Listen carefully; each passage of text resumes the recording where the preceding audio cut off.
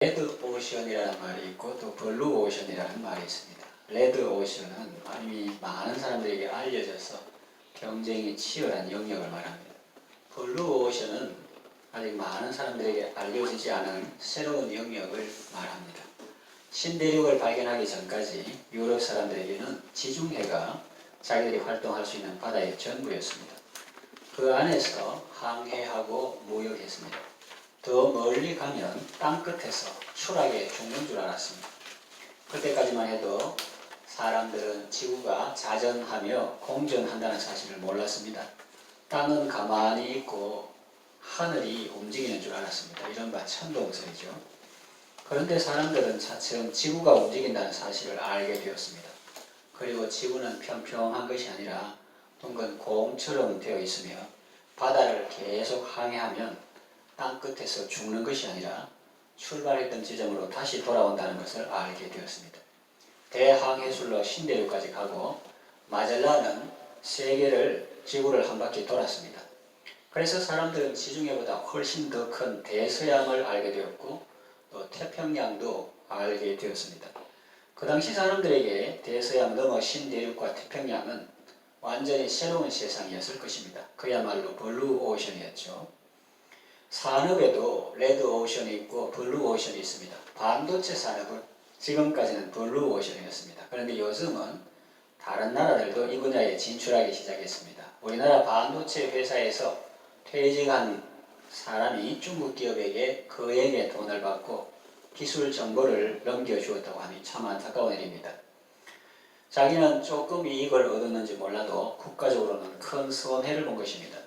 한때 블루 오션이었던 영역도 경쟁자가 많이 생기면 레드 오션이 됩니다. 중세 사람들에게 태평양은 블루 오션이었지만 지금 사람들은 태평양이 아니라 이제 지구를 넘어 우주를 새로운 블루 오션으로 보고 각국은 경쟁적으로 이 분야에 뛰어들고 있습니다. 이것은 우리의 신앙생활에도 적용해 볼 수 있습니다. 본문 말씀은 이삭이 그랄에 거주할 때 있었던 일을 기록하고 있습니다. 당시 사람들에게 애국은 요즘의 미국과 같은 곳이었습니다. 그곳에 가서 사는 것이 당시 사람들의 로망이었습니다. 이삭도 흉년 때문에 애국으로 가려고 했던 것 같습니다. 그런데 하나님께서 이삭에게 애국으로 가지 말고 그랄에 거주하라고 말씀하셨습니다. 그랄은 이삭에게 있어서는 블루 오션과 같았습니다. 남들이 다 어렵다고 말해도 하나님이 그하라 말씀하시면 그것이 성도에게는 블루 오션이 됩니다. 이삭은 그 땅에서 농사하여 그 해에 100배를 얻었습니다. 하나님께서 복을 주셔서 큰 부자가 되었습니다. 양과 소가 떼를 이루고 종들도 힘이 많았습니다. 블레셋 사람들이 그를 시기했습니다. 블레셋 사람들은 이삭의 아버지 아브라함의 종들이 받은 모든 우물을 막고 흙으로 메웠습니다. 그리고 그랄에 있는 블레셋 왕 아비멜렉은 어느 날 이삭에게 와서 말합니다. 네가 우리보다 크게 강성한 즉 우리를 떠나라. 블루 오션이 이제 레드 오션으로 변해갑니다. 그래서 이삭은 그곳을 떠났습니다. 시내에서 나와서 그랄 골짜기에 장막을 치고 거기 거류했습니다. 그리고 아버지 아브라함 때 파던 우물들을 다시 팠습니다. 이삭의 종들이 골짜기를 파서 샘 근원을 얻었는데 그랄 목자들이 또 따라와서 시비를 걸고 다툽니다. 이 물은 우리 것이다 라는 겁니다. 그래서 그 우물 이름을 에색이라 했는데 이는 다툼이라는 뜻입니다. 이삭은 또 다른 우물을 팠는데 그들이 또 다투었습니다. 그래서 그 이름을 신나라 했는데 그 뜻은 대적함입니다. 이삭은 거기서 옮겨 다른 우물을 팠습니다. 이번에는 그들이 다투지 않았습니다. 그래서 그 이름을 르호봇이라 했습니다. 장소가 넓다는 뜻이죠.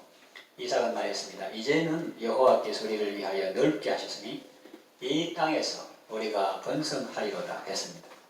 이삭은 거기서부터 부엘셰바로 올라갔습니다. 하나님께서 그에게 나타나시고 그와 함께 하시고 그에게 복을 주어서 그의 자손이 번성하게 하리라고 말씀하셨습니다. 그래서 이삭은 그곳에 제단을 쌓고 여호와 이름을 부르며 거기 장막을 쳤고 이삭의 종들은 거기서도 우물을 팠습니다. 아비멜렉이 자기 친구와 군대 장관을 데리고 그랄에서부터 부엘세바에 있는 이삭에게로 왔습니다. 이삭이 그들을 보고 말했습니다. 너희가 나를 미워하여 나를 떠나게 했는데 어찌하여 내게 왔느냐? 그러니 그들이 말했습니다.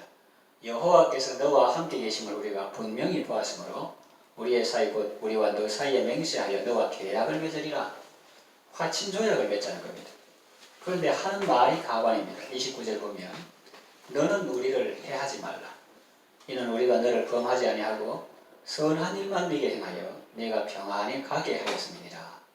이제 너는 여호와께 복을 받은 자니라 그럽니다. 아마 그들은 자기 종들이 이삭의 종들과 다투고 우물을 메운 사실을 모르는 것 같습니다. 아니면 알고도 시침이 되는지도 모릅니다. 그리고 이삭 추방한 것을 마치 평안히 가게 한 것처럼 말합니다. 그래도 이삭은 따지지 않았습니다. 중요한 것은 그들은 이삭이 하나님께 복을 받은 것을 보았고 이삭에게 어떤 두려움을 느끼고 있다는 겁니다. 너는 우리를 해하지 말라 이럽니다. 이 왕이 자기 친구하고 군대 장관 모시고 대동해가지고 와서 이삭에게 그렇게 말하는 겁니다. 이삭은 그들을 위하여 잔치를 베풀고 아침에 일찍 일어나 서로 맹세하고 그들을 보내주었습니다. 이삭의 종들이 그곳에서 우물을 파서 물을 얻었는데 그 이름을 세바라고 했습니다. 그래서 그 성읍 이름은 보엘세바가 되었습니다. 유목민에게 물은 참 중요합니다. 이삭은 가는 곳마다 물을 얻었습니다. 에색도 그렇고 신나도 그렇고 르호봇도 그렇고 보엘세바도 그렇죠. 하나님이 인도하시는 곳은 우리에게 언제나 블루오션입니다. 이삭은 레드오션에서 블레셋과 싸우지 않고 블루오션인 하나님의 은총의 세계로 나아갔습니다. 여러분도 많은 재물보다 명예를 택하시고 은이나 금보다 은총을 더욱 택하는 신앙의 블루오션으로 나아가시기를 바랍니다. 우리가 신앙생활할 때 예수님을 믿지 않는 사람들이 시비를 걸고 방해할 때도 있습니다. 이 블레셋 사람들이 이삭이 판 우물을 메우고 대적한 것처럼. 그런데 자신의 내부에서 생기는 갈등도 있습니다. 누가 시비를 거는 것은 아니지만 교회가 어떻게 행하고 어떻게 나아가야 할지를 고민하게 되는 때가 있습니다.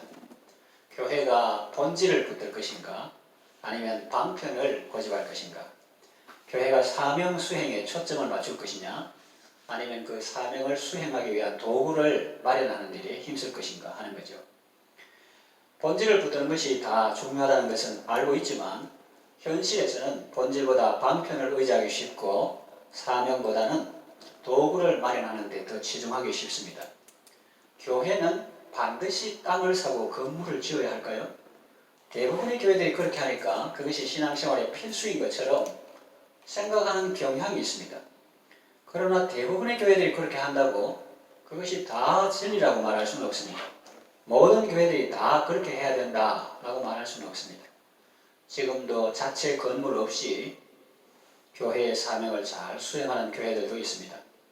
또 신약 성경에 나오는 교회들도 자체 건물을 가지지 못했을 것입니다. 초기에는 회당에 모였다가 나중에는 성도들의 가정에 모여서 예배했고 또 박해 시대에는 동굴에서 모이기도 했습니다.